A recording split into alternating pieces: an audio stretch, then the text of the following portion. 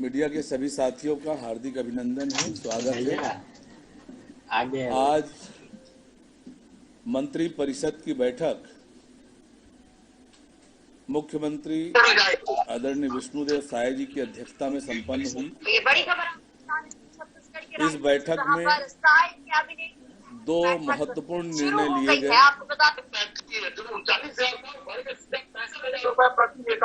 प्रदेश के शिक्षित बेरोजगारों के हित में एक बड़ा फैसला सरकार ने लिया है, जिसके द्वारा छत्तीसगढ़ के स्थानीय निवासियों को निर्धारित अधिकतम आयु सीमा में 5 वर्ष की छूट की अवधि को आगामी 5 वर्ष के लिए और बढ़ा दिया गया है। अभ्यर्थियों को आयु सीमा में 5 वर्ष की छूट का लाभ 31 दिसंबर 2028 तक मिलेगा। छत्तीसगढ़ राज्य के स्थानीय निवासियों को अधिकतम आयु सीमा में 35 वर्ष दी गई। 5 वर्ष की छूट अवधि को 1 जनवरी 2024 से 31 दिसंबर 2028 तक अर्थात 5 वर्ष तक बढ़ाए जाने आगे होगा कि नहीं? एवं अन्य विशेष वर्गों के लिए अधिकतम आयु सीमा में दे छूट पूर्ववत 45 वर्ष यथावत निर्धारित है कि बैठक हो गया। यह छूट गृह विभाग के लिए लागू नहीं प्रेस कॉन्फ्रेंस हो रहा होगा ना, बैठक तो 5 बजे तक। छत्तीसगढ़ पुलिस के जिला पुलिस आरक्षक वर्ग की भर्ती के लिए 2018 में 2259 रिक्त पदों की भर्ती हेतु विज्ञापन जारी किया गया था। इसके उपरांत 5 वर्ष बाद 4/10/2023 को जिला पुलिस बल के आरक्षक संवर्ग के 5967 रिक्त पदों पर भर्ती हेतु विज्ञापन जारी किया गया है। ऑनलाइन आवेदन लेने की प्रक्रिया जारी है। अभ्यर्थियों के हितों को ध्यान में रखते हुए पुरुष अभ्यर्थियों के लिए उच्चतर आयु सीमा में 5 वर्ष की छूट देने का निर्णय लिया गया है। आपकी जानकारी के लिए बताना चाहूंगा कि महिला अभ्यर्थियों को पूर्व से ही अधिकतम आयु सीमा में 10 वर्ष की छूट मिली हुई है। मंत्री परिषद ने एक दूसरा बड़ा जो निर्णय आज लिया है, जिसके द्वारा विशुद्ध रूप से राजनीतिक आंदोलनों से संबंधित प्रकरणों की वापसी लिए जाने के लिए समीक्षा कर अपनी अनुशंसा करने हेतु मंत्री परिषद की एक उप समिति गृह मंत्री एवं उप मुख्यमंत्री विजय शर्मा जी की अध्यक्षता में गठित करने का निर्णय लिया गया है। ये 2 निर्णय आज के कैबिनेट में हुए हैं। सर, ये महतारी वंदन योजना में कहीं ना कहीं विधानसभा में महत्वपूर्ण भूमिका निभाई थी और महिलाओं को काफी इंतजार में, इसको लेकर कोई बातचीत हुई है क्या?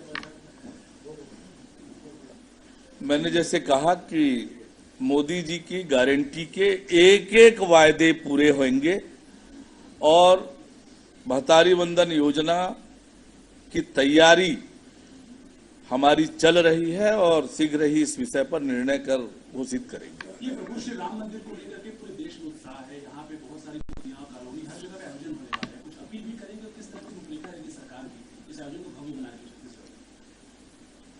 देखिए, छत्तीसगढ़ भगवान राम का ननिहाल है और इसलिए छत्तीसगढ़ का हर एक व्यक्ति अपने अपने तरफ से 22 जनवरी के उत्सव को ध्यान में रखकर अलग अलग योजनाएं बनाकर काम कर रही है। हमारी सरकार ने भी अनेक निर्णय लिए। आज ही नगरीय प्रशासन विभाग की बैठक थी। हमने सभी मंदिरों में स्वच्छता और शहर की भी स्वच्छता का निर्णय हमने किया है। इसी तरह की अनेक योजनाएं सरकार की है जिस पर काम कर रहे हैं। मंत्री जी, चुनाव से पहले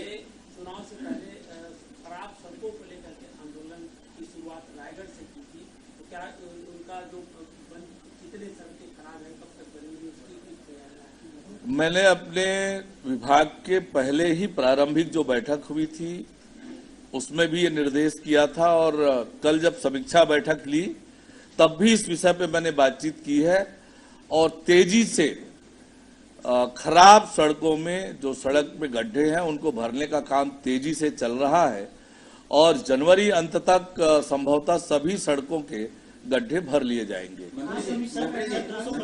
जारी किया सर, निकायों को और आयुक्तों को ये निर्देश दिया कि सुबह 6 बजे तक फील्ड में रहेंगे। आज नगरीय निकायों के लिए एक बड़ी राशि सरकार ने जारी करने का निर्णय किया है, 215 करोड़, ताकि नगरीय निकाय अपने विकास के काम को आगे बढ़ा सके और स्वच्छता से लेकर विकास के जो काम है उन सब की प्रॉपर मॉनिटरिंग के लिए कहा है कि निगम की टीम सवेरे शहर की भ्रमण करे और स्वच्छता से लेकर चल रहे निर्माण कार्यों की निगरानी करे। राहुल गांधी न्याय यात्रा, मेरा एक सवाल है, आपने जो राजनीतिक मामलों की बात की है, फैसला उसमें केवल आंदोलन से संबंधित मामले रहेंगे या फिर वैसे मामले भी रहेंगे जो राजनीतिक द्वेष के कारण बहुत सारे लोग, आप लोग आरोप लगाते थे कि हमारे इतने लोगों को विद्वेष फंसा दिया गया, उन्हीं सब बातों को विचार करने के लिए कमेटी का गठन हुआ है। वो अपनी रिपोर्ट उस आधार पर हम संख्या करके देंगे। राहुल गांधी न्याय यात्रा कर रहे हैं। राहुल गांधी ने नागा समझौते को लेकर किया कि प्रधानमंत्री नरेंद्र मोदी ने 9 साल में नागा के लिए कुछ नहीं किया है, कोई डेवलपमेंट का काम नहीं। में युवाओं के हित में बड़ा फैसला यहाँ पे किया गया है और इस फैसले पे लंबे समय से सबकी नजर भी थी और इस फैसले को अगर देखा जाए तो बेरोजगार युवाओं के आयु सीमा में यहाँ पे छूट दी गई है। तो मुख्यमंत्री विष्णुदेव साय की अध्यक्षता में 5वीं बैठक के कैबिनेट की आज यहाँ पे रखी गई थी मंत्रालय महानदी भवन में। विष्णुदेव साय की अध्यक्षता में जो कैबिनेट की बैठक हुई, 2 महत्वपूर्ण फैसले इसमें लिए गए हैं। अगर फैसलों की अगर बात कर ली जाए तो मंत्रिपरिषद की बैठक में जो प्रदेश के शिक्षित बेरोजगारों के हित में यहाँ फैसला लिया गया है। छत्तीसगढ़ के जो स्थानीय निवासी हैं उनको निर्धारित अधिकतम आयु सीमा में 5 वर्ष की छूट की अवधि को 5 साल के लिए और बढ़ा दिया गया है। तो 5 साल के लिए जो आयु सीमा में पहले छूट थी उसमें बढ़ोतरी की गई है और अभ्यर्थियों को ये जो छूट है वो 31 दिसंबर 2028 तक मिलेगा। तो छत्तीसगढ़ राज्य के जो स्थानीय निवासियों को अधिकतम आयु सीमा जो 35 वर्ष दी गई, 5 वर्ष की छूट अवधि को 1 जनवरी 2024 से 31 दिसंबर 2028 तक अर्थात 5 वर्ष तक बढ़ाए जाने एवं अन्य विशेष देय छूट को यथावत रखते हुए सभी छूटों को मिलाकर अधिकतम आयु सीमा 45 वर्ष यथावत निर्धारित रहेगी।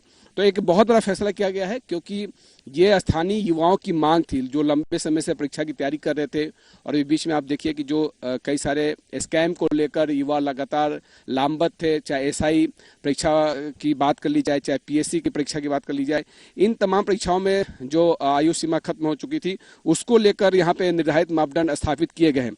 ये छूट जो है गृह जो पुलिस विभाग है उसके लिए लागू नहीं होगा। छत्तीसगढ़ पुलिस के जो जिला पुलिस आरक्षण संवर्ग में जो भर्ती के लिए वर्ष 2018 में 2259 जो रिक्त पद पर भर्ती हेतु विज्ञापन जारी किया गया था, उसके भर्ती विज्ञापन के लिए इसके पश्चात लगभग 5 वर्ष उपरांत दिनांक 4/10/2023 को जिला पुलिस बल के आरक्षक संवर्ग 5,967 रिक्त पदों पर भर्ती हेतु विज्ञापन जारी किया गया है और ऑनलाइन आवेदन लेने की प्रक्रिया जारी भी है। तो अभ्यर्थियों के हित को ध्यान में रखते हुए मंत्रिपरिषद द्वारा पुरुष अभ्यर्थियों को उच्चतर आयु सीमा में 5 वर्ष की छूट देने का निर्णय यहाँ पे लिया गया है। जो दूसरा फैसला रहा वो कहीं ना कहीं जो राजनीतिक आंदोलन रहे, राजनीतिक द्वेष से जो मामले दर्ज कर लिए जाते हैं, तो इसमें मंत्रिपरिषद की बैठक में विशुद्ध रूप से राजनीतिक आंदोलनों से संबंधित प्रकरणों की माननीय न्यायालय से वापसी के लिए यहाँ पे नवीन मंत्रिपरिषद की उप समिति गठित करने का निर्णय लिया गया है और ये गृह मंत्री विजय शर्मा की अध्यक्षता में ये उप समिति काम करेगी, कैबिनेट की उप समिति, और इस उप समिति में तमाम प्रकरण आएंगे जिसकी पूरे स्क्रूटनी की जाएगी, कौन से मामले सही है, कौन से मामले सही नहीं है। तो एक तरह से अगर देखा जाए तो ये काफ़ी अहम मुद्दा है। जो राजनीतिक आंदोलन थे जिसको लेकर एफआईआर किए गए थे, कुछ राजनीतिक द्वेष की वजह से इस तरह के मामले उभर के सामने आए थे, तो विष्णुदेव सरकार ने यह फैसला किया है कि ऐसे मामले को लेकर मंत्रिमंडल की उप समिति का गठन किया जाए जो पूरे मामले को देखेगी। साथ ही आप देखिए कि कैबिनेट की बैठक में ये 2 महत्वपूर्ण फैसले लिए गए, लेकिन जब अरुण साहू जो उप मुख्यमंत्री हैं वो प्रेस कॉन्फ्रेंस करने आए थे, तो उनसे अन्य मुद्दों भी बात की गई, जैसे महतारी वंदन योजना को लेकर। तो उनका ये कहना है कि मोदी की जो गारंटी है वो तमाम गारंटियों पे सरकार काम कर रही है और सभी जो गारंटी को लेकर सरकार ने जो फैसला किया है उसको पूरा किया जाएगा, क्योंकि बीजेपी के घोषणा पत्र में ये तमाम शामिल है और इसका इंतजार भी है। तो अरुण साह इस पर ये कहते नजर आए कि इस गारंटी को लेकर निश्चित तौर पर फैसला किया जाएगा और किस रूपरेखा में होगा, क्या होगा, इसको लेकर तमाम बातचीत हो रही है। दूसरी तरफ अगर अयोध्या को लेकर बात की जाए, जहां पे रामलला के दर्शन के लिए पिछले कैबिनेट में जो फैसला किया गया था, तो उसके पहले जत्था कब जाएगा इसके पर भी आज विष्णुदेव साय ने एक अहम फैसला लिया है, जिसकी घोषणा उन्होंने की है। तो ये तमाम जो बातें रही आज काफी इस तमाम दो जो महत्वपूर्ण फैसले हुए उस पर तो कैबिनेट ने निर्णय लिया ही, इसके अलावा अरुण साव ने विष्णुदेव साय सरकार के जो फैसले रहे खासतौर पे रामलला दर्शन को लेकर, उसको लेकर भी आज वहाँ उन्होंने मीडिया से चर्चा की। तो आज कैबिनेट की इस बैठक में जो 5वीं बैठक थी उसमें 2 महत्वपूर्ण फैसले लिए गए। एक, बेरोजगार युवाओं के लिए जो आयु सीमा में छूट दी गई है। दूसरा, राजनीतिक जो प्रकरण है उसको लेकर एक मंत्रिमंडल की उप समिति का गठन किया गया है। जी।